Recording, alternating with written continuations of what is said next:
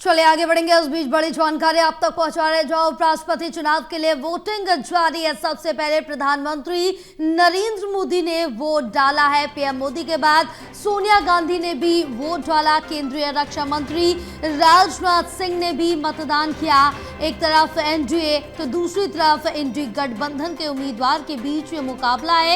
इंडी गठबंधन के उम्मीदवार है बी सुदर्शन रेड्डी, एनडीए की तरफ से सीपी राधाकृष्णन चुनाव लड़ रहे हैं। तो बड़ी जानकारी आप तक पहुंचा रहे हैं। सुबह 10 बजे से वोटिंग प्रक्रिया शुरू हो चुकी है, जो कि शाम 5 बजे तक चलेगी और उसके बाद मतगणना शुरू हो जाएगी। 6 बजे तक नतीजे सामने आ सकते हैं, ये कहा जा रहा है। और आज भी देश को नया उपराष्ट्रपति मिल सकता है। तो बड़ी अपडेट, आज उपराष्ट्रपति के लिए चुनाव हो रहे। सुबह 10 बजे से प्रक्रिया शुरू हो चुकी। सबसे पहले प्रधानमंत्री नरेंद्र मोदी ने वोट डाला है अपना। उसके बाद एक एक करके सभी सांसद अपने अपने वोट डाले। लेकिन 3 दल इस चुनावी प्रक्रिया से दूर हैं। बीजेडी, बीआरएस और एसएडी तीनों ने वोटिंग से दूरी बनाई हुई है, यानी कि वो इस मतदान प्रक्रिया का हिस्सा नहीं है, अपने मताधिकार का प्रयोग इसमें नहीं करेंगे।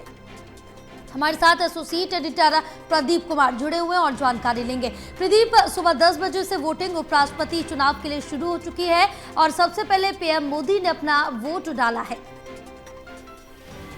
देखिए, वोटिंग जारी है और ये वोटिंग जो है उपराष्ट्रपति चुनाव के लिए शाम 5 बजे तक जारी रहेगी। 6 बजे तक परिणाम की घोषणा की जाएगी, ये उम्मीदें लगाई जा रही हैं, क्योंकि जो बैलेट पेपर से वोटिंग चल रही है उसके बाद मतों की गिनती की जाएगी। तो 781 लोकसभा और राज्यसभा के सांसद इसमें हिस्सा ले रही हैं और इसी के साथ एक बड़ा मुकाबला, ये चुनावी मुकाबला बनकर उभर रहा है, जहां एनडीए के उम्मीदवार सीपी राधाकृष्णन चुनाव मैदान में है और इसके अलावा उनका सीधा मुकाबला जो विपक्ष के साझा उम्मीदवार बी सुदर्शन रेड्डी, उनके साथ ये मुकाबला है। लेकिन वोटों के लिहाज से और जो अंकगणित है उसके लिहाज से अगर देखें तो एनडीए उम्मीदवार की जीत सुनिश्चित मानी जा रही है। लेकिन विपक्ष को ये उम्मीद है कि कुछ लोग अंतरात्मा की आवाज सुनेंगे और कहीं न कहीं पोस्ट वोटिंग की संभावनाएं उनको नजर आ रही है। वैचारिक तौर पर इस लड़ाई का मैसेज देते हुए विपक्ष नजर आ रहा है और इसीलिए यहाँ पर जो अंतरात्मा की आवाज की बात हो रही है, तो बीजेपी नेता सांसद अनुराग ठाकुर ने कहा है कि हम उम्मीद करते हैं कि विकसित भारत के लिए अंतरात्मा की आवाज विपक्ष के नेता सुनेंगे और कुछ क्रॉस वोटिंग एनडीए के पक्ष में होगी। तो ये दावा उनकी ओर से।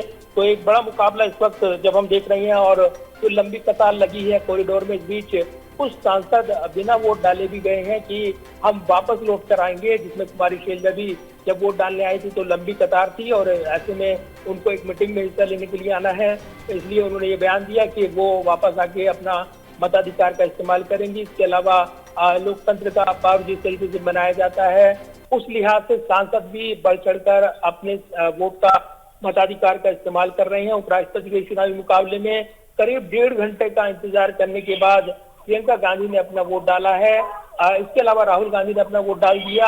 वोट देने की शुरुआत प्रधानमंत्री नरेंद्र मोदी ने की थी जब उन्होंने सबसे पहले अपना वोट डाला था और उसके बाद केंद्रीय मंत्री, चाहे वो राजनाथ सिंह हो या फिर अन्य नेता हों, वरिष्ठ सांसद हों, उन्होंने अपने वोट डाले हैं। अन्य सांसद भी कतार में लगे हुए हैं, अपनी बारी की प्रतीक्षा कर रहे हैं। तो ये जरूर है कि एक बड़ा मुकाबला, चुनावी मुकाबला उपराष्ट्रपति चुनाव का वो चल रहा है और नए संसद भवन में पहली बार उपराष्ट्रपति के लिए वोट डाले जा रही हैं।